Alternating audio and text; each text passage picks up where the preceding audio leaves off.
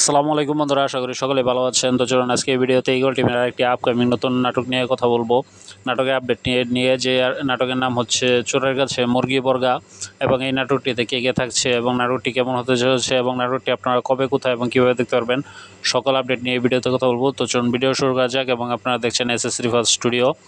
তো এই নাটকটিতে আমরা এই প্রথম ঈগল মিউজিকে এই প্রথম যে শান আহমেদ এবং স্পর্শিয়া মিমকে একই নাটকে একক চরিত্রে, মানে শান আহমেদকে একই নাটকে মূল চরিত্রে এবং ওই দিক থেকে স্পর্শিয়া মিমকে দেখতে পারবো যে একসাথে অভিনয় করতে। এবং এই নাটকে আমরা আরও দেখতে পারবো জাহাঙ্গীর কবির, আরও অনেকে থাকবে ভিন্ন ভিন্ন চরিত্রে। এবং এই নাটকটির যে মূলত যে নামটি চোরের কাছে মুরগি বর্গা, এই নামটি মূলত এই নাটকে যে চোর থাকবে সেই হচ্ছে শান আহমেদ, এবং তার প্রেমিকা বা ওয়াইফ থাকবে সম্ভবত না, তার ওয়াইফ থাকবে স্পর্শিয়া মিম।